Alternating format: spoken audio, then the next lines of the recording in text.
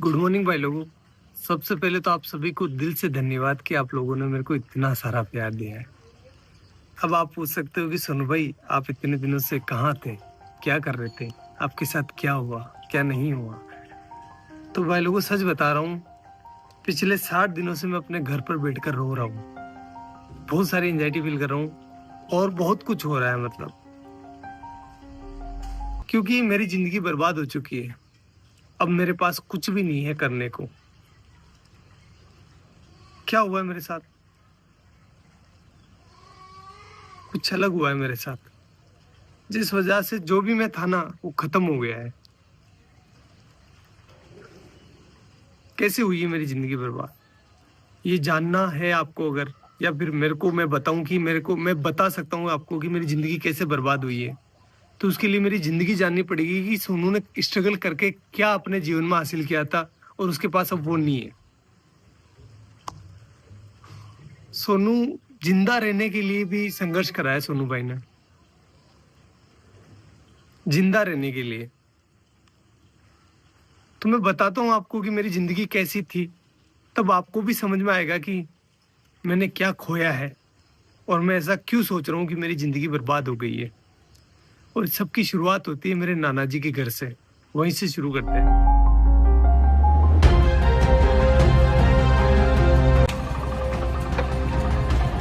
Guys ये है मेरे नाना नानी का घर, जहां पर मेरा जन्म हुआ था। चलो अंदर चलकर देखते हैं कौन कौन है।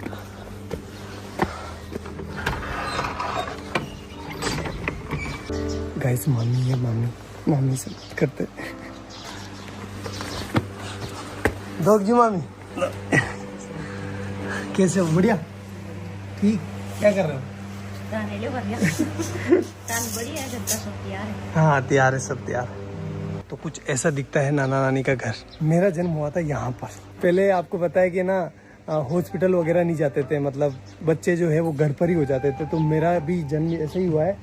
मामी हम यहाँ कौन से कमरे में रहते थे पहले, जब मैं छोटा था ना, बच्चा था तब? इस वाले में। ये है वो रूम जहाँ पर हम बचपन में रहा करते थे, ये वाला। देखो आप, ये देखो इधर इधर इधर इधर। इस वाले रूम में जो है भेड़ और बकरियों के बच्चे रहा करते थे, क्योंकि बाहर कुत्ते मार देते थे ना, इसलिए। और इस वाले पोर्शन में जो है मेरी बूढ़ी नानी, जो अब इस दुनिया में नहीं है, और मेरी मम्मी दोनों रहा करती थी। और यहीं पर हम जो है पले बड़े हुए हैं। एक्चुअली में हुआ क्या था गाइस कि यार वो एल्कोहलिक थे, थोड़ा सा उनकी हैबिट थी कि उनको नशा लग गया था। तो फिर वो हमारी टेक केयर नहीं कर पा रहे थे अच्छे से। तो नाना नानी ने ये रिस्पॉन्सिबिलिटी ली कि हम जो है इन बच्चों को पालेंगे, अदरवाइज इनका क्या होगा। तो उन्होंने हमें यहाँ लेकर आए और यहीं पर जो है मम्मी अपना काम करती थी, साथ ही साथ हमारा पालन पोषण यहीं हो रहा था। तो मैं एक लाइन बोल सकता हूँ कि अगर मेरे नाना नानी नहीं होते ना, तो आज मैं या फिर मेरे बहन भाई हो सकता है कि इस दुनिया में नहीं होते। गाइस देखो नाना जी का गांव कितना प्यारा है। खैर फिर वो टाइम आया जब हमें ये घर छोड़ना पड़ा, क्योंकि यार गाइस देखो नाना नानी कब तक पालेंगे, उनकी खुद की भी कोई जिम्मेदारी है, इसलिए फिर हमें यहाँ से जाना पड़ा। चलो अपन भी चलते हैं, लेकिन उससे आशीर्वाद ले लेते हैं। चलो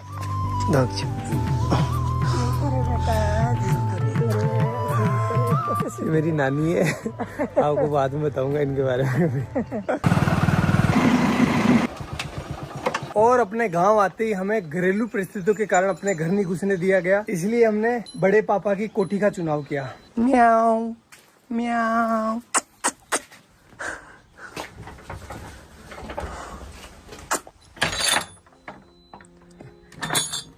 तो भाई लोगों ये है हमारी कोठी, जहां पर हम 2 साल रुके थे। तो अगर मैं अपने 2 हाथ फैलाऊं ना, इतना ही डिस्टेंस है, ज्यादा नहीं है। इतनी ही इसकी लंबाई है और इतनी ही इसकी चौड़ाई है, ये देखो।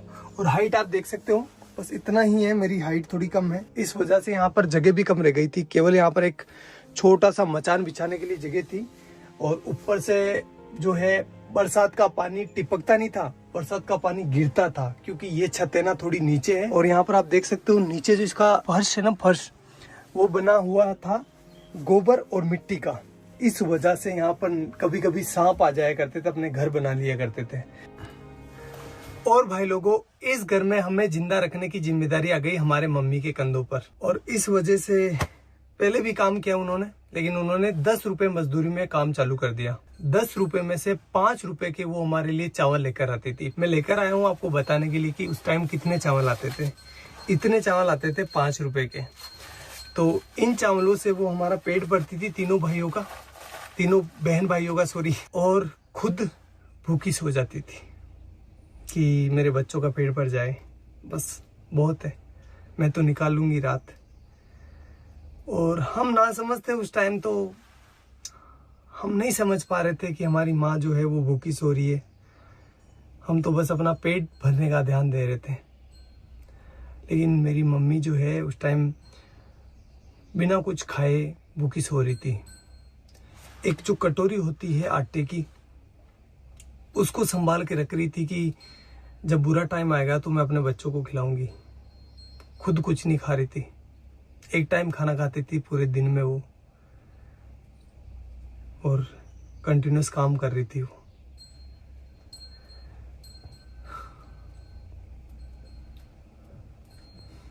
और ये सारी चीजें हम बच्चे नहीं समझ पा रहे थे, हमारा माइंड उतना डेवलप नहीं था कि हम ये इतनी भारी चीजें समझ पाए। हम तो अपना पेट भरते, खेलते और अच्छे थे। मम्मी को ही पता है कि वो हमें कैसे जिंदा रख रही है। मदर इंडिया, यही तो मदर इंडिया है। सारे दुख खुद रख लेती है और अपने बच्चों तक किसी भी प्रकार की प्रॉब्लम्स नहीं पहुंचने देती है। बाबड़ी कोई का लोन भी मांग पाने की दान की जाती कदू कई मातीर गणा दोरो तेरा पड़िया। हाँ तेन गणा दोरा पड़िया रे भाई थारी मात तो सब्जी बेचती, लेडीज रहती, भाई दो रहती, तेन खुआती, बा भूखी रहती, भाई मार ससुरी भूखा। तना दूध पाइयो, तेन रोटी खुआई, गनी दोरी कमा कमारा, तमात का दान की जाती। हाँ ते भरा का केवन के ते बली दूध ने भरे क्यों? मैं ते दिए किस कोई केव? गणा दोरा पहले तो बा। और भाई लोगों, इस वाली छत की ना एक स्पेशल कहानी है, बताता हूँ मैं आपको। छत पर मैं, मेरा भाई और मेरी बहन बैठे थे शाम को, और हम राह देख रहे थे कि हमारे लिए कोई खाना लेकर आएगा, क्योंकि हमारी मम्मी जो थी वो गांव चली गई थी किसी कारणवश, तो हमारे लिए खाना नहीं बना था उस टाइम। कोई भी खाना लेकर नहीं आया और हम तीनों बहन भाई भूखे ही सोए। यही जगह थी वो, सेम टू सेम। एक बात बताऊँ आपको, जब आप भूखे होते हैं ना तो आपको अच्छे से नींद नहीं आती। देख लेना एक बार। चलो मैं आपको अपनी बहन से मिलवाता हूँ। अगर भाई नहीं होता अपना, तो अपन आज क्या होते हैं, कहाँ पर होते हैं? कुछ भी नहीं होते हैं, कुछ भी वजूद नहीं होता हमारा। जिंदा होते? नहीं हा? नहीं। भाई ने क्या किया अपने लिए? बहुत मेहनत की, बहुत हमें शिक्षित किया। बड़े भाई ने हमें सब कुछ सिखाया, सब कुछ दिया। गाइस बात है 2008 की, जब मेरा बड़ा वाला भाई इस पीछे वाले स्कूल में पढ़ाई करता था। उस टाइम हुआ क्या था, कुछ शरारती बच्चों ने स्कूल की घंटी जो बेल होती है उसको छुपा लिया था, और उसका सारा इल्जाम मेरे भाई पर लग गया। भाई को स्कूल से सस्पेंड कर दिया गया। देन हमने जैसे तैसे कर करा के भाई का एडमिशन जो है वो बाहर की स्कूल में करवा दिया, जहाँ पर वो कुछ किराया देकर स्कूल चला जाता था। 2 रुपये लगते थे शायद उस टाइम किराए के, या 1 रुपया लगता था, आई डोंट नो फुली। फिर कुछ समय बीता, उसके बाद मैंने और मेरी बहन ने 5वीं क्लास पास कर ली, और हम जब 6ठी क्लास में यहाँ पर एडमिशन लेने आए तो हमें बोला गया कि आपके भाई ने जो घंटी छुपाई थी उसको जो है आपको भरना पड़ेगा, अदरवाइज़ आपका एडमिशन नहीं होगा। तो उस टाइम 350 रुपये, 360 रुपये जो है उस घंटी के देने थे। 1 महीने से ज़्यादा टाइम लग गया 360 रुपये का जुगाड़ करते करते, इसलिए उस साल हमारा एडमिशन नहीं हो पाया, और यहाँ पर जो है एडमिशन बंद हो गए। अब घर वाले हमें किराया देकर किसी दूसरी स्कूल नहीं भेज सकते थे, क्योंकि वो अफोर्ड नहीं कर पाते उस टाइम, और हम छोटे बच्चे थे तो किसी दूसरे गांव भी स्कूल नहीं जा पाते, क्योंकि दूर था ना। हमारा गांव काफ़ी बड़ा है, तो हम दूसरी जगह अगर जाएंगे ना तो हमें कम से कम 3-4 किलोमीटर जो है पैदल चलना पड़ेगा। तो छोटे बच्चे थे तो नहीं हो पाया वो सारी चीज़, और हमारा 1 साल पूरा बर्बाद हो गया। फिर मेरे बड़े वाले भाई ने एक भारी डिसीजन ले लिया, और उसने अपनी सारी पढ़ाई छोड़कर, अपनी सारी ज़िंदगी दांव पर लगाकर मेरी और मेरे बहन के लिए काम चालू कर दिया। उसने फर्स्ट काम चालू करा मंडी में। जो सब्जी मंडी होती है ना वहाँ पर। गाइस मैं हूँ अभी उस सब्जी मंडी के अंदर जहाँ से मेरा भाई सब्जी खरीदता था। 15-20 किलो वजन को अपने सर पर रखकर मेरा गाँव जो कि यहाँ से 20-25 किलोमीटर दूर है वहाँ पर लेकर जाता था। वो सब्जी वो फल फ्रूट बेचता था जिससे कि कुछ पैसा आए और वो अपने बहन भाइयों का पेट भर सके, अपनी माँ के सर पर जो बच्चों का पालने का भार था उसको कम कर सके। और ये वो काम कर रहा था जब उसकी उम्र है ना 16 साल थी। वो बाल श्रम कर रहा था। क्यों? क्योंकि अपने बहन भाइयों को जिंदा रख सके और उनको अच्छी एजुकेशन दे सके। घर में कई सामान नहीं रहा तो दोनों मन भाई सब्जी ले जाता, मैं दोनों जेर बेच जाता। ये वो चौराहा है जहाँ पर मेरा भाई सब्जी लेकर उतरता था और उसे एक एक घर बेचने जाता था। चलो मैं आपको दिखाता हूँ कि वो इतना सारा वजन लेकर कितना पैदल चलता था।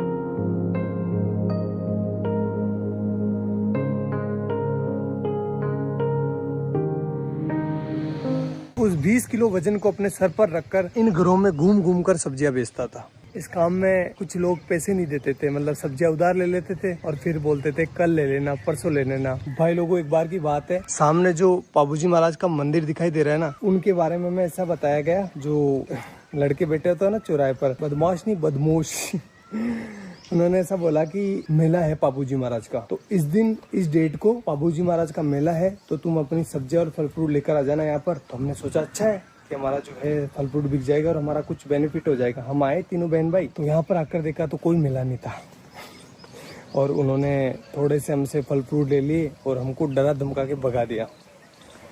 तो एट दी एंड धंधा जो है वो इतना अच्छा चल नहीं रहा था, इसलिए उस काम को भी हमें छोड़ना पड़ा। हमें नहीं, मतलब भाई को छोड़ना पड़ा।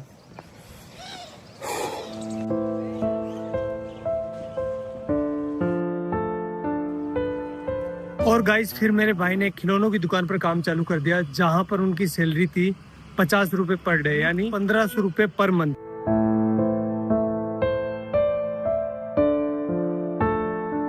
एक महीने बाद जब भाई की सैलरी आई तो उसने लगभग आधा भाग यानी 700 रुपए के आसपास मेरे और मेरी बहन के लिए बुक्स लेने में खर्च कर दिया, जबकि खुद काम पर फटे हुए कपड़े पहनकर जा रहा था। वो चाहता तो अपने लिए कपड़े ले सकता था ना, लेकिन नहीं लिए उसने। लेकिन हम खुश थे। क्यों खुश थे?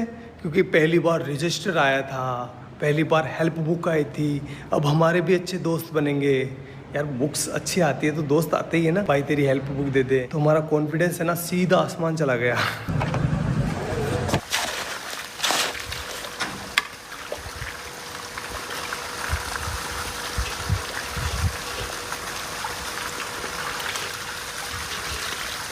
भाई लोगों अब मेरी बारी थी। जो भी मैंने लिया है ना उसको वापस रिटर्न करने की, इसलिए मैं काम करने लग गया। साथ ही साथ अब बड़ा हो गया था, इसलिए मैं अजमेर वाली स्कूल में जाने लगा बस से, और वो भी साइंस बायो पढ़ने। तो बताता हूँ मैं आपको ये मैंने कैसे किया। गाइस ये जो सामने सीमेंट की फैक्ट्री देख रहे हो ना, इसकी दीवार बनाई है ये वाली।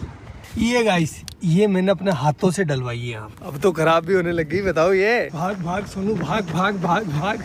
गाइस अब तो मैं भाग भी नहीं पा रहा हूँ। पहले ना इतना दूर, लगभग ये होगा 600 मीटर दूर, एक पूरा सीमेंट का कट्टा जो कि 50 kg वेट का, यहाँ पर पटक कर अपने कंधे पर, और एक साइड जो है ना वो चिमनी लगी हुई है, वहाँ से लेकर उस वाले कोने से जहाँ से अपन आए थे ना वहाँ पर लेकर जाता था। अरे भगवान, इसका ठेकेदार इतना खड़ूस था। जब मैं बोलता था ना, मैं छोटा था तो दर्द तो होता है यार, 50 किलो का कट्टा लेकर जाता था तो पेन हो रहा था मेरे को। तो मैंने बोला सर कि मेरे से ना ये लेकर नहीं जा पा रहा हूँ मैं इसको। तो बोला कि काम पर क्यों आया है, पैसे किस बात के मिलेंगे, ऐसे बोलते थे। करना पड़ता था भाई। तो ये वाला काम तो मेरे को ज़िंदगी भर याद रहेगा, क्योंकि वो सीमेंट के कट्टों ने मेरी रीढ़ की हड्डी में प्रॉब्लम कर दी। गाइज ये जो आप बिल्डिंग देख रहे हो ना, ये हमने बनाई है एक मजदूर के तौर पर। और गाइज ये वाली जो टंकी आपको दिखाई दे रही है, ये बनवाई है। हाँ, ये जो दीवार आप देख रहे हो ना, ये सब कुछ भाई लोगों, भैंस चराते टाइम बायोलॉजी पढ़ने का मजा ही कुछ अलग होता है, क्योंकि एग्जाम्पल यहाँ पर सामने होते हैं। जब एक बगुला है ना भैंस के आसपास होता है तो उसका मतलब ये है कि वो सेब पोजीता कर रहा है। क्योंकि आप देख सकते हो जहाँ पर भैंसें चल रही है ना, उसके पास एक बुगला है। ये देखो बुगला है। क्योंकि जब भैंस चारा खाती है ना, तो चारा हिलने की वजह से उसके अंदर जो कीड़े होते हैं वो बाहर निकल जाते हैं, और ये बुगला उनको खाकर पेट भर लेता है। ये दो जीवों का एक संबंध है, जिसमें एक को कोई भी घाटा नहीं होता और दूसरे को फायदा हो जाता है। प्रेरित धाराओं से उत्पन्न होने वाले चुंबकीय क्षेत्र का मान सदैव इस प्रकार होता है कि वो उन कारणों का विरोध करता है जिसके कारण इसकी स्वयं की उत्पत्ति हुई है।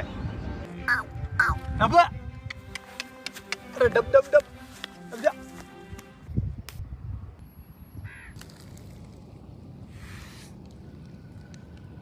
अब भाई लोगों अब रिजल्ट का टाइम, लेकिन वो मैं यहाँ नहीं बताऊंगा, मैं बताऊंगा उस वाले पहाड़ के ऊपर। तो चलो चलते हैं। अरे काटे काटे या तो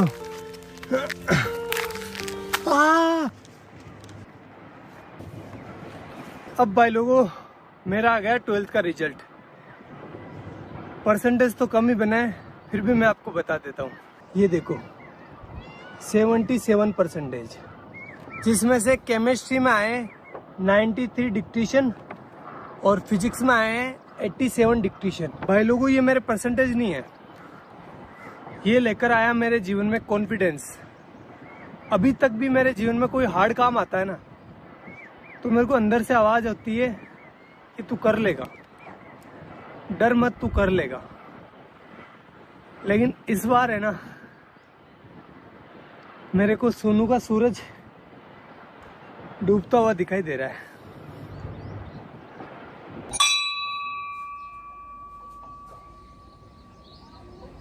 भाई लोगों अब मैं टीचर बन चुका था, चलो क्लास लेकर आते हैं।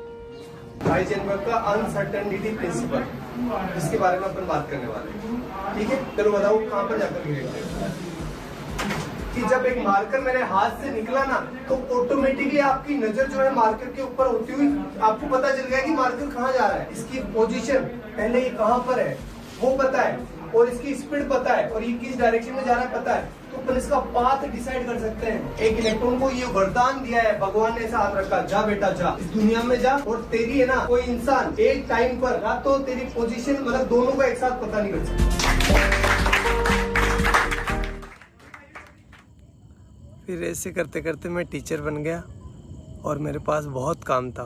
3-4 कोचिंग ऑफलाइन जाता था, 1-2 ऑनलाइन थी, मतलब मस्त। और जो भी चीज़ें मैंने अपने परिवार के लिए सोची थी, भाई के लिए, मम्मी के लिए, वो मैं कर रहा था अच्छे से, कोई दिक्कत नहीं थी। उसी टाइम मेरे पास आया भैया का कॉल सीधा टीम से भैया का कॉल।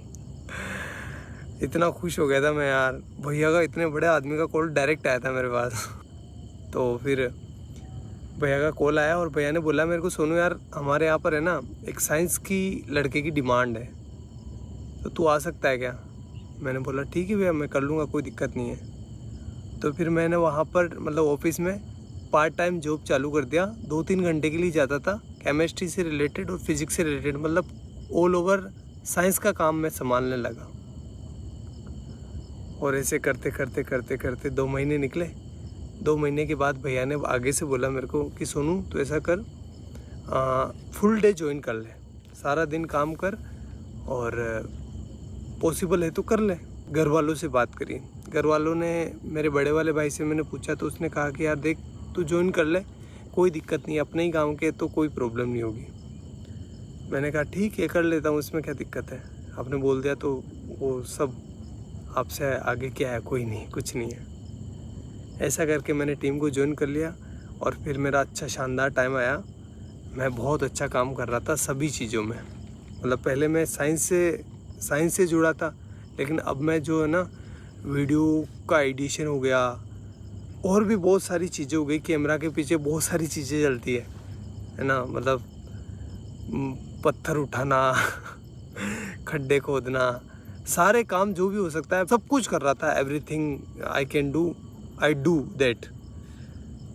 बेस्ट चल रहा था, कोई प्रॉब्लम नहीं थी, अच्छी चीज़ें हो रही थी, शानदार, हर एक चीज़ में शानदार एफर्ट लगा रहा था।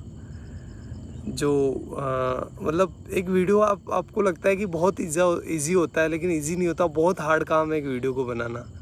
जैसे एग्जांपल के तौर पर मैं बोलूँ तो जो बनाना है ना, बनाना से पोटेशियम निकाला था, आपको याद होगा, वो 20-23 मिनट की वीडियो थी, अच्छी भी चली थी वो वीडियो। उस वीडियो को मैं संभाल रहा था पीछे, उसका सारा केमिस्ट्री मैं संभाल रहा था। उस वीडियो को गाइस शूट करते करते 2 से 3 महीने निकल गए, इतना एफर्ट लगाया इस पर, और वो वीडियो चली भी सही, आपका प्यार भी दिखा उसमें। तो ये तो एक एग्जांपल है, बाकी बहुत सारे काम किए, जैसे डायमंड वाला, और भी बहुत सारे साइंस के सारे प्रोजेक्ट थे ना, वो मैं हैंडल करता था बिहाइंड द कैमरा, और चीज़ें अच्छी चल रही थी, मतलब कोई दिक्कत नहीं था, सब कुछ शानदार था। मैं सारे कंपनी के रूल एंड रेगुलेशंस फॉलो कर रहा था, मेरी अटेंडेंस की भी कमी नहीं थी, हर एक चीज़ बेस्ट थी। और मैं भैया की इतनी रेस्पेक्ट करता हूँ, आज भी करता हूँ, कि भैया के सामने कभी ऐसा टाइम था मैं चेयर पर नहीं बैठता था। मतलब मुझे लगता था कि नहीं, मेरी औकात नहीं इनके बराबर बैठने की। और आज तक मैं उनसे हैंडशेक नहीं करता। जब भी वो कुछ अच्छी चीज़ करते ना तो वो हैंडशेक करते थे। मैंने मतलब मेरा ऐसा था कि नहीं यार, भैया से हैंडशेक कैसे कर सकते हैं अपन। मैं उनके पैर छूता था, इतनी इस लेवल पर रेस्पेक्ट कर रहा था मैं। सब कुछ चीज़ें शानदार चल रही थी, कोई भी प्रॉब्लम नहीं थी किसी भी प्रकार से। अभी 2-3 महीने पहले ही मेरे साथ कुछ ऐसा हुआ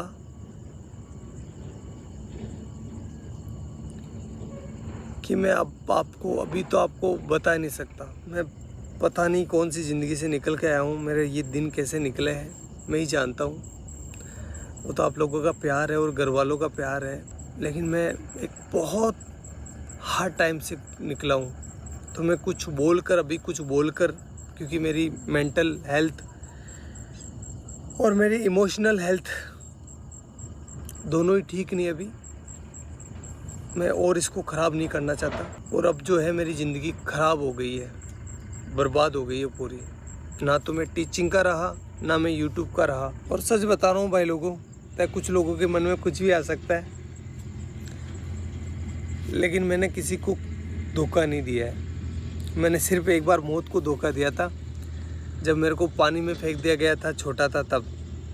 तो उस टाइम मैं मरने से बचा था, बड़े वाले भाई ने बचाया था मेरे को।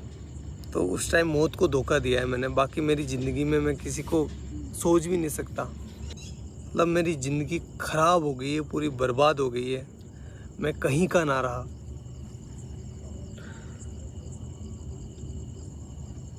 लेकिन घर वालों को वो चीज़ें नहीं दिखा सकता मैं। वो मेरी वजह से परेशान हो रहे थे, और आगे से मैं रहूँगा भी नहीं। ना तो आपके सामने रहूँगा, ना घर वालों के सामने रहूँगा। और साल भर तक मैं ट्राई करूँगा, अगर मेरे से ये हो जाता तो ठीक, अदरवाइज़ मैं जो है वापस अपने एजुकेशन फील्ड में चला जाऊँगा। और साथ ही जो है अपनी एजुकेशन को भी सुधारूँगा। और साथ ही ये करके देखना पड़ेगा, सिचुएशन ऐसी हो गई है कि मेरे को करना पड़ेगा, क्योंकि मैं क्या करूँगा अब। और आगे आने वाले टाइम में बताऊँगा मैं आपको कि मेरे साथ क्या हुआ है, लेकिन अभी मेरे को माफ़ करना, मैं नहीं बता सकता। मैं वापस वो डार्क टाइम नहीं देखना चाहता। आगे जाकर बताऊँगा, मैं पक्का बताऊँगा, लेकिन अभी नहीं। हाथ जोड़कर रिक्वेस्ट है।